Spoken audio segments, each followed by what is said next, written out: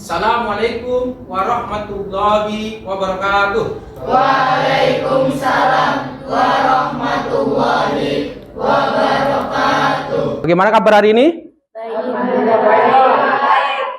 Sehat selalu? Alhamdulillah. Baiklah, alangkah baiknya sebelum kita belajar lebih jauh tentang materi pembelajaran hari ini, biar diridhoi oleh Allah, mari kita berdoa dulu. Silakan, Ketua kelas, pimpin dulu. Baik, sebelum memulai pembelajaran ini, alangkah baiknya kita berdoa terlebih dahulu. Doa dalam hati, mulai.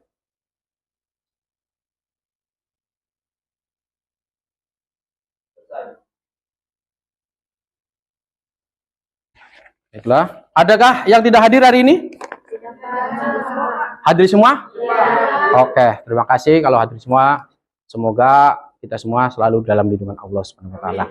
Baiklah, sebelum pembelajaran dimulai, kita ice breaking dulu. 1 2 3 4. Oke, fokus. 1 2 3 4.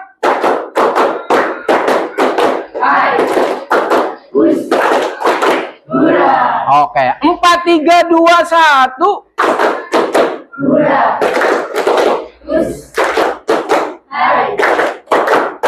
Oke, sit down please. Asik. Asiknya duduk. Oke, minggu kemarin kita sudah mempelajari tentang dampak kolonialisme dan imperialisme dalam bidang politik. Terus apa lagi? Bidang apa? Ekonomi, sosial, dan budaya. Hari ini kita akan membahas tentang pendudukan Jepang di Indonesia ya. Sebelum kita bahas lebih jauh, ada informasi terbaru. Ada seorang sahabat bernama Ibnu Umar bertanya kepada Rasulullah, "Ya Rasulullah, saya tidak bisa melihat wajahnya Allah. Tetapi kalau boleh saya tahu, bagaimana caranya saya merasakan kalau Allah itu sedang tersenyum kepada kita?" Lalu baginda Rasul menjawab, "Wahai Ibnu Umar, kalau kamu ingin melihat wajah Allah tersenyum kepada hambanya, maka buatlah engkau senyuman di wajah ibumu. Ketika ibumu tersenyum karena perbuatanmu, ibumu tersenyum karena tingkah lakumu, dan ibumu tersenyum karena sesuatu yang engkau berikan kepadanya, maka disitulah Allah akan tersenyum melihat perbuatanmu." Oleh karena itu, ini menginspirasi kepada kita bahwa kita sebagai anak harus banyak berbuat baik kepada orang tua, sehingga Allah akan bangga kepada kita. Ridho fi ridho walidain, wa suhtullah fi suhtil walidain. Ridhonya Allah ada pada ridhonya orang tua. Murkanya Allah ada pada murkanya orang tua. Pertanyaan Pak Toyib, adakah kata-kata yang memberimu inspirasi di pagi yang sangat cerah ini? Oke, Mas Ade, silakan berdiri. Kemerdekaan nasional adalah pencapaian, bukan pencapaian akhir, tapi rakyat bebas berbahaya adalah pencapaian puncaknya. Cerdas sekali anak muda. Baru siapa itu? Sultan Syarif, luar biasa. Ada lagi? Oke, Mbak Sabrina. Kalau bangsa kita Indonesia, walaupun dengan bambu runcing, saudara-saudara semua siap sedia mati mempertahankan tanah air kita Indonesia. Pada saat itu bangsa Indonesia adalah siap sedia untuk merdeka. Cerdas sekali anak muda. Yusuf Soekarno. Oke, luar biasa. Ada lagi? Oh, Mas Anam, silakan. Tindakan jauh lebih penting daripada kata-kata. Menurut Bung Hatta. Oke, cerdas sekali. Luar biasa. Kata-kata inspirasi pagi hari ini luar biasa. Kalian banyak membaca. Terima kasih. Saya berharap ke depan juga harus banyak membaca. Oke, kita pada pagi hari ini akan membahas tentang pendudukan Jepang di Indonesia ya. Bagaimana sih pendudukan Jepang di Indonesia? Kita lihat dulu. Adapun kompetensi dasar pada pembelajaran hari ini yaitu 3.5, menganalisis sifat pendudukan Jepang dan respon bangsa Indonesia. 4.5 yaitu menalar sifat pendudukan Jepang dan respon bangsa Indonesia dan menyajikannya dalam bentuk cerita sejarah. Adapun tujuan pembelajaran hari ini Yang pertama, Mas Sahrul, silakan baca. Dengan kegiatan pengamatan melalui literasi peserta didik mampu menganalisis hasil dudukan Jepang dengan baik. Oke, good. Dua, Mbak Ayu. Dengan melakukan studi dan peserta didik mampu membuat sejarah hari yang kita mengenai respon bangsa Indonesia terhadap Jepang secara Oke, good. Nomor 3, Mbak Lucien, silakan. Tujuan pembelajaran. Diskusi dan pengamatan melalui literasi, peserta didik mampu membuktikan kebijakan penduduk Jepang di Indonesia dengan benar sesuai sumber dan data dengan baik. Oke, good. Terakhir, silakan Mas Anam. Dengan melakukan kegiatan diskusi dan untuk unjuk kerja secara kelompok, peserta didik mampu membuat infografi sejarah melalui aplikasi Canva organisasi buatan Jepang secara baik dan benar. Oke, terima kasih. Nah, ini adalah tujuan pembelajaran pada pembelajaran hari ini ya, yang akan kita bahas bersama-sama. Oke, adapun penilaian pembelajaran hari ini, Pak Taib akan menerapkan model pembelajaran PJBL, Project Based Learning, yang mana PJBL ini penilaiannya meliputi 3 aspek. Yang pertama kognitif, afektif, dan psikomotor. Kognitif itu berkaitan dengan pengetahuan kalian sejauh mana menggali informasi, terus afektif itu sikap kerjasama antar kelompok, dan psikomotorik tentunya keterampilan kalian dalam menjelaskan, keterampilan dalam membuat infografis sebagus mungkin nanti ya. Bisa dipahami kira-kira? Oke. Oke, gambar siapa ini? Ada yang tahu? Siapa ini? Insinyur Soekarno. Ini Ki Hajar Dewantara. Ini Bung Hatta, dan ini Mas Mansur ya. Ini adalah salah satu beberapa tokoh yang sangat berjasa pada masa pendudukan Jepang di Indonesia. Kenapa? Karena beliaulah yang berjuang bagaimana menciptakan Indonesia merdeka. Bagaimana caranya bangsa Indonesia bangkit akan cinta tanah airnya. Andai kata nggak ada Bung Karno, Bung Hatta, dan kawan-kawan, mungkin kita belum tentu bisa merdeka seperti sekarang ini. Makanya kita sebagai bangsa penikmat kemerdekaan, sudah sewaktunya udah bersyukur bagaimana kita harus tumbuh mencintai Indonesia. Ingat, kata Pak Habibie, kalau Indonesia ingin maju, jangan berharap diberikan oleh bangsa asing. Jadi yang kalau mau maju, maka Indonesia harus dipimpin oleh bangsa kita sendiri. Siapa lagi kalau bukan kalian, gitu ya. Makanya, ini salah satu tokoh yang berperan penting ketika penjajah Jepang. Dia adalah membantu orang-orang Indonesia bergelut dalam bidang organisasi Putra, Pusat Tenaga Rakyat. Ini yang berjuang, kata Jepang, tujuan Jepang adalah untuk membantu Jepang, tetapi ternyata dimanfaatkan oleh 4 serangkai ini untuk menjadikan bagaimana Indonesia cinta Indonesia dan mau merdeka. Gambar siapa ini? Kalian kalau melihat gambar ini kira-kira apa yang terbayang oleh kalian? Kelaparan, Pak. Oke, kelaparan. Kita beri buat Mas Anam. Luar biasa. Selain kelaparan, ada lagi? Kekurangan gizi. Kita beri buat Mbak Cia. Luar biasa. Ada lagi selain kekurangan gizi? Kira-kira? Kelaparan, kekurangan gizi, terus eksploitasi ya. Jadi bangsa Indonesia pada masa pendudukan Jepang, kata gurunya Bung Karno, Pak Cokro Aminoto, bangsa Indonesia darahnya dihisap, dagingnya pun dilahap, sehingga hanya kulit dan tulang yang tersisa. Nah, pertanyaan Pak Thoyib, kenapa sih Jepang itu menjajah Indonesia? Yang berani? Oke, Mbak, sebutkan nama. Bahasa apa? Mbak Diva. Oke, Mbak Diva. Gimana Mbak Diva? Jepang ingin menduduki Indonesia agar dapat menguasai bahan mentah dan bahan bakar untuk kepentingan industri serta militernya. Oke, kita beri plus buat Mbak Diva. Luar biasa. Oke, kata Mbak Diva, kenapa sih Jepang menjajah Indonesia? Karena ingin menguasai sumber daya alamnya. Oke, bahan mentah untuk kepentingan militer Jepang. Ada lagi yang punya pendapat? Oke, bawa deh. Karena Jepang memiliki ambisi untuk menguasai Asia Tenggara dan Pasifik. Alasannya karena Indonesia daya alam yang sangat banyak, jadi sangat penting untuk yang dibutuhkan untuk mendukung perang.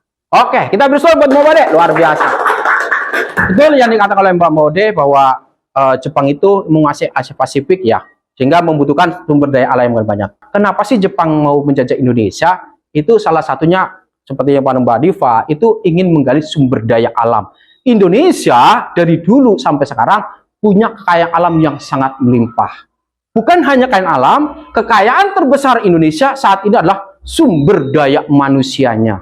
Bukan hanya alam, tetapi sumber daya manusia.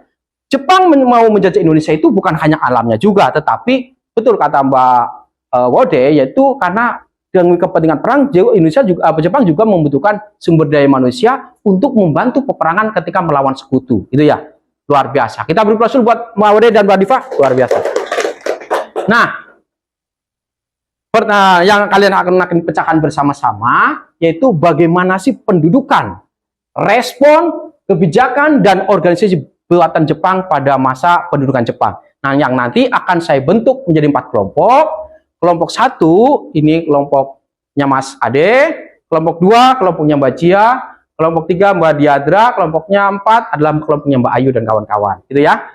Yaitu nanti kalian membuat yang namanya infografis sejarah. Membuat proyek, yaitu infografis sejarah. Infografis sejarah itu nanti kalian buka di Canva, lalu cari template. Di situ tulis di mesin pencari, yaitu tulis infografis sejarah. Nanti muncul di situ, tinggal diedit.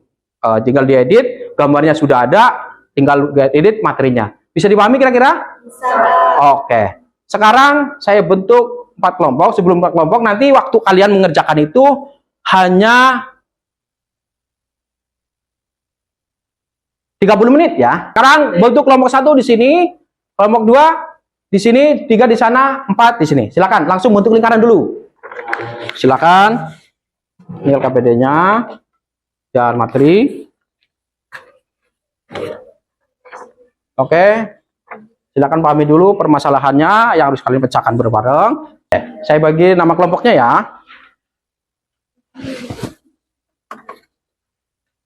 Oke, kelompok 30 menit diusahakan kalian bisa selesai. Bisa kira-kira? Semangat? Oke. Kelompok ini yang membuat infografis siapa? Agit. Yang mencari informasinya? Bareng-bareng? Oke, siap. Silakan duduk kembali ke tempat semula. Silakan buka canva.com-nya. Siapa yang buat tadi? Salwa, silakan buka Salwa. Gimana? Itu ada yang kurang besar tulisannya, bisa digedein. Itu Jepang, kebentukan Jepangnya ditambahin di Indonesia ya. Hurufnya dikecilin lagi aja. Ini dikecilin. Blok. Ya, di Indonesia. Oke. Blok lagi Pak. Blok.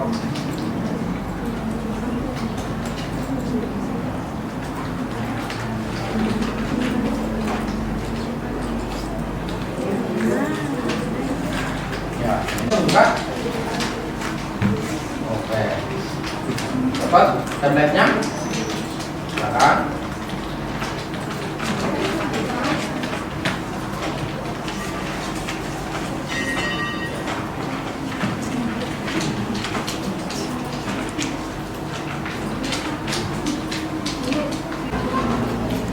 Oke, udah sampai mana kebodan? Bidang kebudayaan. Kebudayaan. Oke. Kebijakan pendudukan Jepang di Indonesia ya.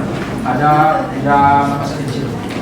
Ekonomi, sosial, politik, kebudayaan. Oke. Untuk selanjutnya yaitu waktunya presentasi tiap kelompok. Kita panggilkan kelompok Seinendan. Inilah dia, Hawa CS. Silakan ke depan. Bismillahirrahmanirrahim. Assalamualaikum warahmatullahi wabarakatuh.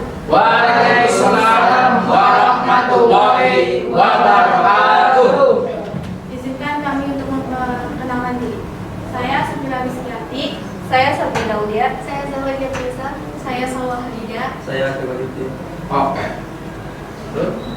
Sebelum memasuki materi, saya mempunyai satu pantun. Oke, perhatikan. Jalan-jalan ke kota tua. Cakep. Pulangnya beli semangka. Cakep. Saya ucapkan selamat siang untuk kalian semua. Kenapa tuh? Semoga senantiasa dalam lindungan Allah Subhanahu wa taala. Oke, tangan luar biasa. Yuk. Baik, kita masuk ke sesi materi. Kependudukan Jepang di Indonesia. Perang Dunia II di Asia dimulai pada 8 Desember 1941 saat tentara Jepang mendadak menyerang Pearl Harbor di Hawaii, pangkalan angkatan laut Amerika Serikat terbesar di Pasifik. Serangan ini memicu perlawanan dari negara-negara sekutu seperti Amerika, Inggris, Belanda, dan Australia. Jepang bergerak cepat untuk menguasai wilayah-wilayah strategis di Asia Tenggara yang lainnya yang dibutuhkan untuk industri dan kemiliteran Jepang. Meski kedatangannya seperti Belanda dengan tujuan untuk menjajah, Jepang disambut dan diterima baik oleh bangsa Indonesia. Berikut alasan yang melatar belakangi perbedaan sikap tersebut. Jepang menyatakan bahwa kedatangannya di Indonesia tidak untuk menjajah, bahkan bermaksud untuk membebaskan rakyat Indonesia dari belenggu penjajah. Jepang melakukan propaganda melalui gerakan 3A, yaitu Jepang Cahaya Asia, Jepang Pelindung Asia, dan Jepang Pemimpin Asia. Oke, good. Lanjut. Setidaknya ada 3 tujuan penjajahan Jepang di Indonesia, yaitu menguasai bahan mentah dan bahan bakar untuk kepentingan industri dan militer Jepang. Kedua, menjadikan Indonesia tempat pemasaran hasil industri Jepang, dan ketiga, menjadikan bangsa Indonesia sebagai kekuatan untuk melawan sekutu. Oke, kita berusaha buat kelompok ini. Baik, untuk teman-teman, terima kasih atas penjelasan berikutnya. Selanjutnya memasuki proses tanya jawab. Oke, silakan yang beri bertanya untuk kelompok 4. Oke, Pak Men, silakan berdiri. Ya, kenalkan. Perkenalkan, nama saya Amelia. Izin bertanya, kan tadi saudara menjelaskan pada tanggal 8 Desember 1941 Ya, bawain lagi. Ya, terus. Jepang. menyerang Pearl Harbor di Hawaii. Mengapa Jepang ikut dalam perang kedua? Oke. Kenapa Jepang terpicu atau ikut terpancing dalam perang dunia kedua? Ya. Oke, good. Pertanyaan cerdas, kita beri plus untuk Pak Men. Baik, terima kasih kepada Amel. Saya akan menjawab mengapa Jepang ikut pada perang dunia II.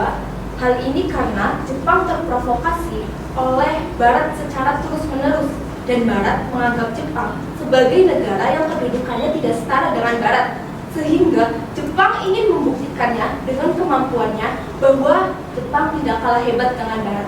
Nah, itulah sebabnya Jepang ikut perang dunia. Oke, kita berusaha buat kelompok ini. Cukup ya? Satu aja. Ya, tutup sana. Sebelum menutup, ada pantun lagi nih. Oke, gimana? Di Kota Bandung banyak melati. Cakep. Melati indah dan wangi. Cakep. Untuk hadirin yang saya hormati, Kenapa tuh? terima kasih telah menyimak presentasi ini. Oke, luar biasa. Tepuk tangan. Wah, Assalamualaikum warahmatullahi wabarakatuh. Wah. Tua dari Indonesia karena sama-sama berasal dari Asia. Terima kasih. Oke, kita berusaha buat kelompok ini. Luar biasa. Sebelum saya tutup presentasi ini, saya ada sebuah pantun. Oke, tutup dulu. Anak pintar dan pemberani. Cakep. Minum air di gelas bersih. Kenapa tuh? Saya tutup presentasi hari ini. Oke. Salam hangat dan terima kasih. Wassalamualaikum warahmatullahi wabarakatuh. Waalaikumsalam warahmatullahi wabarakatuh. Kita berusaha buat kelompok ini. Oke, tadi ada pertanyaan yang sangat cerdas ya dari kelompok berapa dua ya? Mbak J. Tadi Mbak J itu mengatakan tadi kelompok 2 Mas Anam dan kawan-kawan menjelaskan kedatangan bangsa Jepang itu ada yang diterima dengan baik, ada yang banyak juga yang melakukan perlawanan. Tapi kenapa kok ada bangsa Jepang yang diterima dengan baik? Ternyata betul yang dikatakan oleh kelompok Mas Anam bahwa karena Jepang ketika pertama datang ke Indonesia itu dia bilang kepada bangsa Indonesia bahwa saya bukan datang untuk menjajah, tetapi saya datang untuk membebaskan bangsa Indonesia dari penjajahan bangsa Barat, bangsa Belanda pada waktu itu. Yang kedua, Jepang itu betul yang dikatakan oleh Mbak Hawa melakukan propaganda yang dikenal dengan nama Gerakan 3A, bahwa Jepang adalah pemimpin Asia, Jepang cahaya Asia, dan Jepang pemimpin Asia. Dan yang terakhir perlu Anda ketahui bahwa kenapa Jepang itu disambut dengan baik, karena Jepang itu dalam bidang politik selalu mengatakan Hako Ichui. Hako Ichui itu apa? Bahwa dunia dalam satu persaudaraan, dan pemimpin persaudaraan itu dunia adalah dalam satu keluarga. Pemimpin keluarga adalah Jepang. Itu kata Jepang. Hal itulah yang menjadikan bangsa Indonesia tertarik simpati kepada Jepang. Sehingga ketika pertama datang, hampir seluruh bangsa Indonesia menyatakan halo dengan bersorak gembira. Karena memang yang terakhir yang perlu Anda ketahui juga, karena ketika kedatangan Jepang, bangsa Belanda yang selama 350 tahun dia harus hengkang dari Indonesia. Karena pada waktu itu Belanda harus menyerah tanpa syarat di Kalijati dengan perjanjian sama Jepang. Itulah yang menyebabkan bangsa Indonesia menerima dengan baik. Walaupun ternyata kenyataannya lebih kejam, ya kan? Bahkan tadi dijelaskan kata Mas Ade itu bangsa Indonesia kurang sandang. Sampai kata Mas Ade hanya pakai kain goni. Tahu kain goni? Apa itu kain goni? Kain goni itu kain yang buat balapan karung tuh, ya kan? Bayangkan itu saking tidak ada baju kain. Sekarang Anda nggak bangsa Indonesia masih pakai kain goni? Itulah bukti bahwa kita sudah mengalami kesejahteraan yang luar biasa. Coba kalau kita hidup pada masa penjajah Jepang, ya kalau perempuan, kalau laki-laki masih mending pakai kain goni. Lah kalau perempuan, bagaimana kalau nanti ada kutunya, ya kan? Kasihan. Makanya beruntunglah kita sebagai bangsa penikmat kemerdekaan, kita tidak mengalami betapa sulitnya. Bagi yang mengalami gangguan di komputer boleh pakai HP, boleh.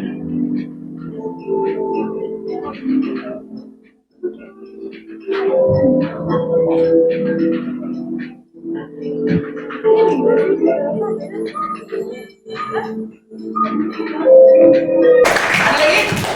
Oke, Mbak Sabrina, sekarang. Baiklah, kesimpulannya adalah kedatangan Jepang disambut baik oleh bangsa Indonesia. Hal ini dikarenakan kedatangan Jepang ke Indonesia bukan untuk menjajah, melainkan untuk membebaskan bangsa Indonesia dari penjajahan.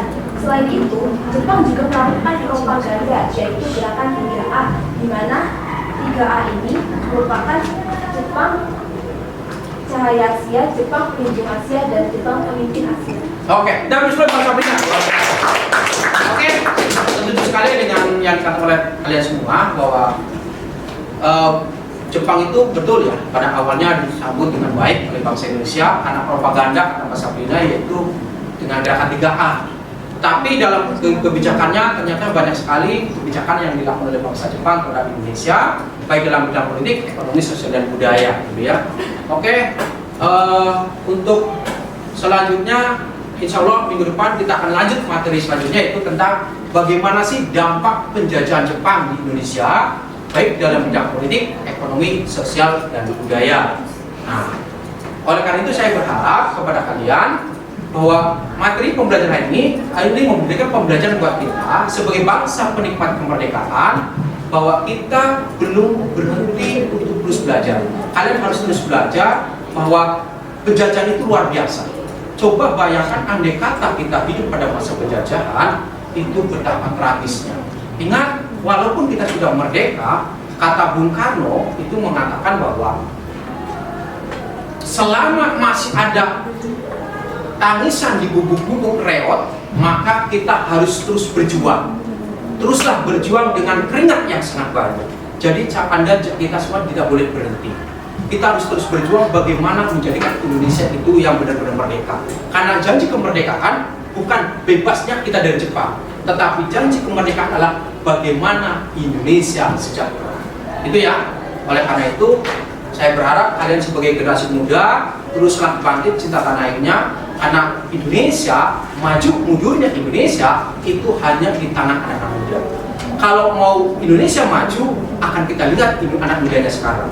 Kalau anak muda sekarang itu pola pikirnya sangat kurang hebat, maka ke depan Indonesia pasti dia akan maju. Kata Pak Habibie mengatakan bahwa kalau Indonesia mau maju, maka bangsa Indonesia sendirilah yang harus memajukannya. Jangan berharap kepada bangsa lain. Ingat itu ya. Makanya pesan Pak Boy dengan pembelajaran ini saya berharap rasa cinta tanah air kalian tumbuh. Yang kedua, kalian harus bisa besok menjadi pemimpin Indonesia yang luar biasa. Jadilah pemimpin-pemimpinnya seperti kata Bung Karno dan Bung Hatta yang tadi founding father yang menjadi contoh. Kenapa? Karena Bung Hatta itu menaruh perhatian yang sangat besar kepada kalian. Bung Hatta pernah ngomong seperti ini, wahai anak muda, engkau adalah harapan bangsa yang selalu ada di hati. Makanya itu bukti bahwa anak muda itu punya peranan luar biasa. Sampai Bung Hatta itu menaruh perhatian yang sangat besar kepada anak muda.